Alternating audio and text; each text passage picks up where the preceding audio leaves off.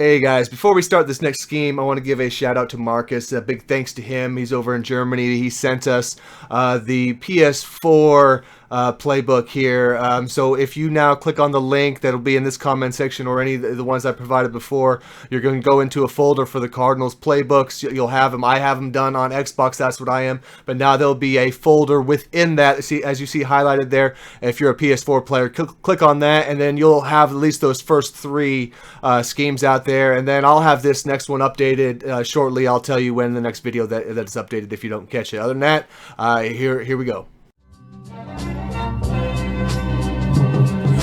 In the line of lost and find, ended the game in overtime. Drawing of a new design, drilling that one earth of mine. Looking to the outward, speaking mind about words absurd. Blurred to the curb, walking along the verb.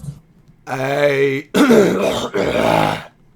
what is happening? Ish del Ish, and this is going to be part 4 now of the Arizona playbook.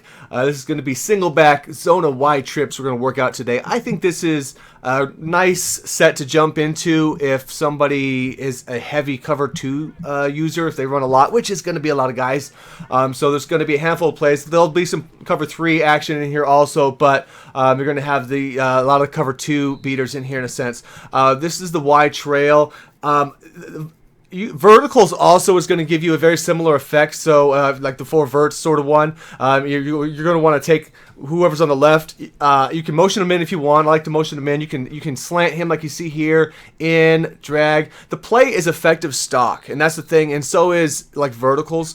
But with this though, the left-hand side's not really giving you a great option, and he's not helping you get open anywhere. So you want to have a check down in case the man's up, cross mans or something, which would lock up something like that, or he's a good user. You know what I mean? So just a basic concept to start though with those, because you'll see that throughout. But let's look at the cover 3 beater out of this play here, out of the wide trail, and what you see on this one. What I prefer to do, you see coming off the line there, is just dragging A, and then we're gonna get that. So you're gonna have more of a delayed route. It's nicer to hit it that way. It's less obvious that you're running that, because of that, and you're gonna get the user hopefully to bite down on one of these. So you could put a in right there, but I feel on that A, drag probably works better in that sense, or you can even put them on an out if you want something like that. But see right there, they run a little bit close together if you do an in. That's why I probably prefer a drag, or even that, or you can set up a curl if you want something just to throw something different. So that the option right there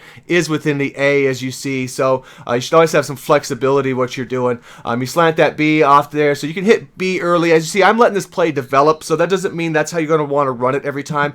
Sometimes take those underneath routes that are there. I just want to show like that one right in there, and you can sometimes turn them up if the user's dropping up. So that's where we try to attack the user and keep him in mind in a lot of plays. If you're new to this, when I design, I try and do that so that it helps you to at least be able to hit a play like that over the middle, which you need some sort of help a little bit, unless you're playing somebody who's on the D line or something like that, then or they're just not that aware of a user. Then you'll be able to hit this sort of stuff at a lot higher rate. But that said, that's just the first play. We've got a handful of plays out of this. They're not in any particular order.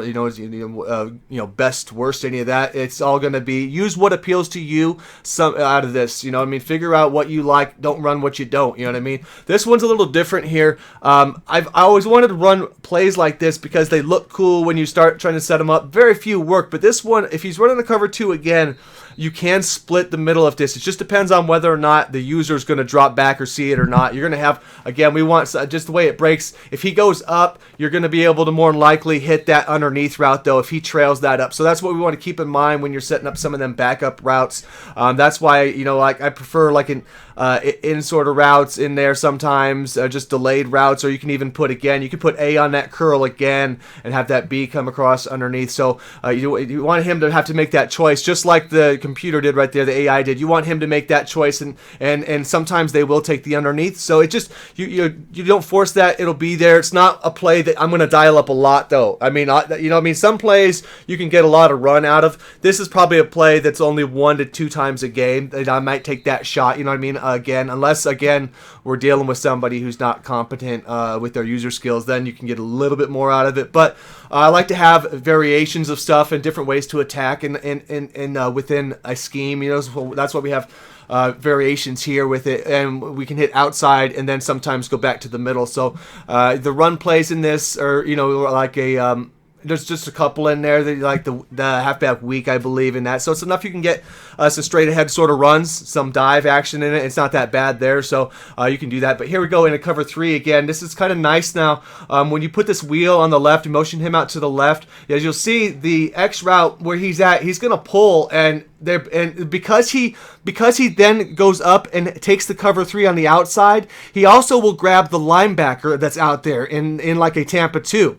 So you know, or sometimes, you know, in this we're showing cover 3. So it just depends on, you know, what they're running. But if you see that happening, you'll know that wheel will be able to be open here along the sideline like that. So yeah, I'm not letting it drag out too far. Then that cornerback will catch on. But you go out here and you should be able to tag that, you know, and get a decent amount. Now, if you for some reason you see them floating close and crowding the sideline on that, you're going to have the underneath route of the RB here, and you've even got the B following that. So if you can see early on, you should be able to spot fairly early on the left hand side here whether or not you're going to be able to hit the running back on the wheel there. And if not, one of these other two guys should be able to be open, and you can get similar yards as you see there on that route underneath. So decent ways to go and attack. And again, with that A on this one, you know, if you have time, do whatever you want with them. That's just, you know, again, there's certain routes, you know, that you can make your own, and that's what you should do with all these plays, is find those. But there's certain route combinations that need to apply for the plays to work. So having an understanding of that, the more you get comfortable with plays, always going to be a lot easier for you then to run any of the schemes. On this one, simply motioning X inside there to the right, and I'll put B on an in route.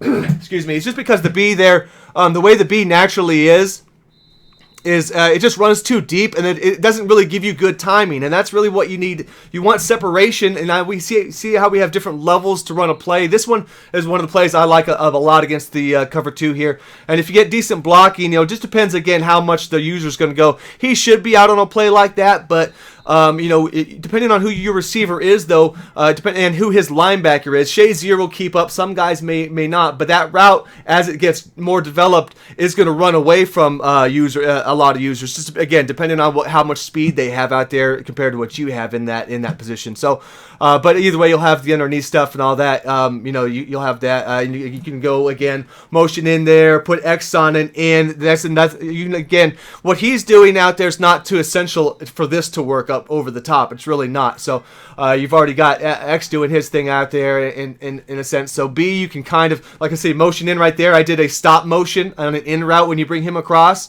So that's another thing you can do with him on that side. So B's kind of flexible on that. And it's nice to use those sort of stop motion plays. And in cover 3, pretty obvious, you should be able to hit the running back right there on this. So this is actually one of the few plays also that I will run play action, because we are leaving the tight end to block. So I'll run a play action then. So it's got to have good routes, and I know it's got to work though. So, and similar concept on the outside here with that B slanting underneath. You see he's open also. You don't have to go for the big play over the top here. But this one's going to, I think this one works all around cover 2 and 3 really well. So this one I know I'll be mixing into the scheme, because it's fairly simple one to run also. Easy one for you guys to get a hold of, you know, concept-wise. And you see there that, you know, against them purples, you're going to have that. So it's nice to have those easy running back play action routes and that sort of stuff out there.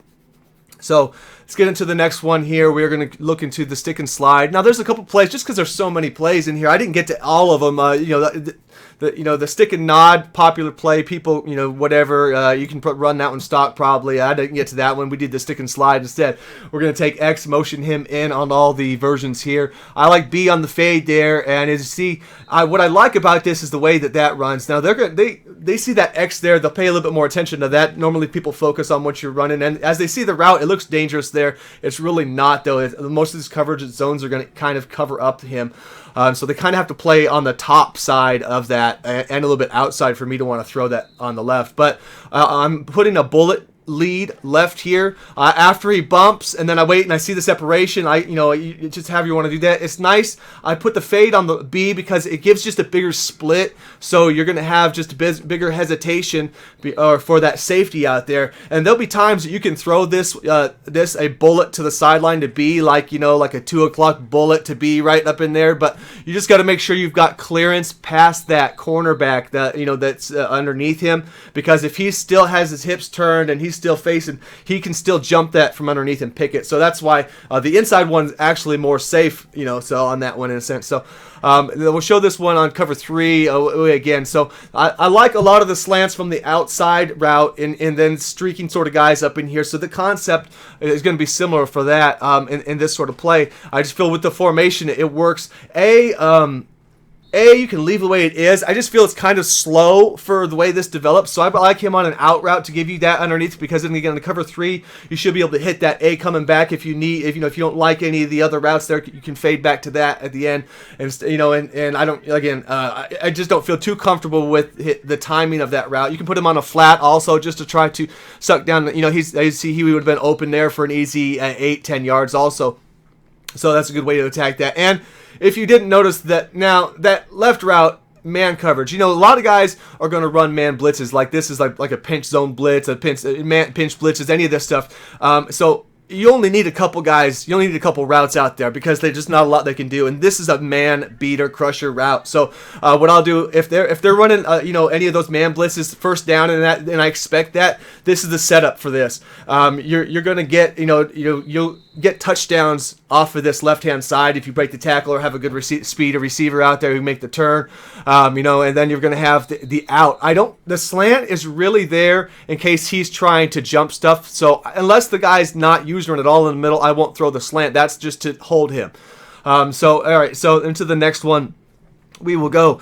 This is going to be the slot spot. So again here, slot spot against the cover 2 version. We're just going to take RB in, Y block. Another nice setup here. I do not need to motion in X, because the way that he comes in and then up, it makes that out route very nice. We're going to give you something underneath here to hold in case the user wants to float up towards the top. But if the user wants to stay down below, we're motioning right here. You do not need to motion here the B. I like to do it though.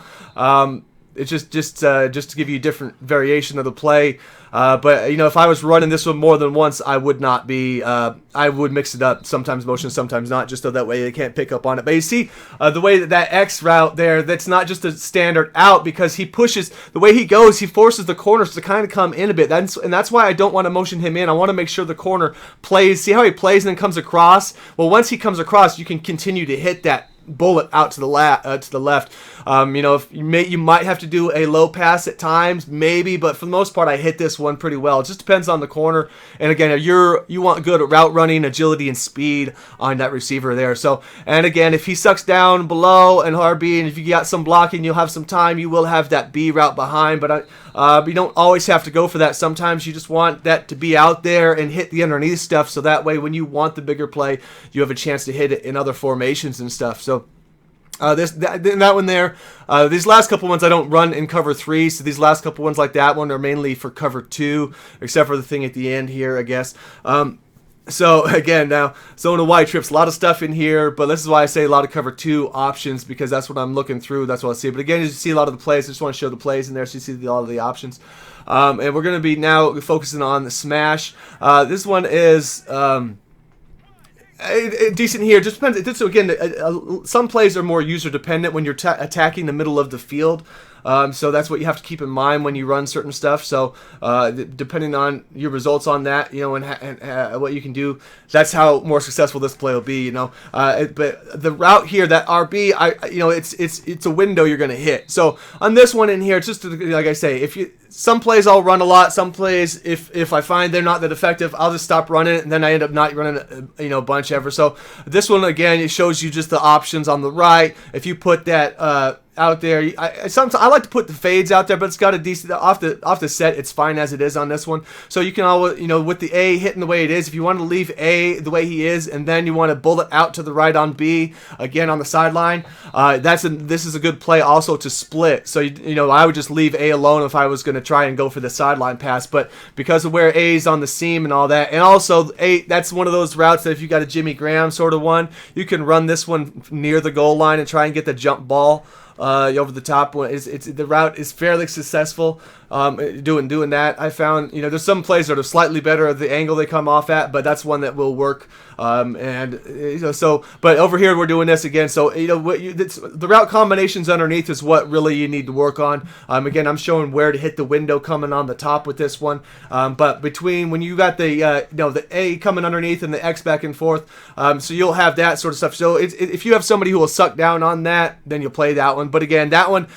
is just one showing you how to run. I may not run that one very often just because I'm not sure if it'll have the other plays. I feel have more success, I should say. And here, wrap this one up at the end.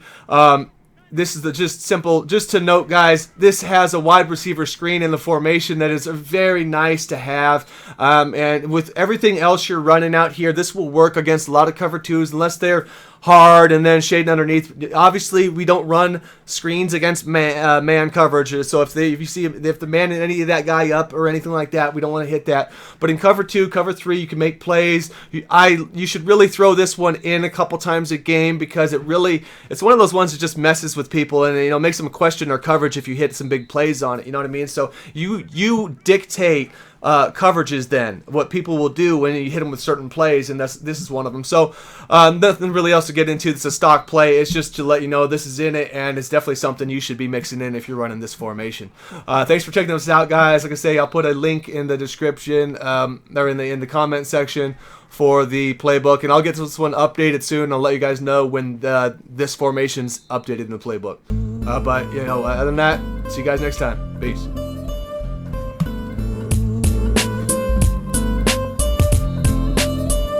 I sometimes act rashly to upset the moment when no one expects me to break open the lonely pen and pour the soul out. Pages full of word of mouth, just want to let it go, just want to let it flow with the current in the air through the channels without care.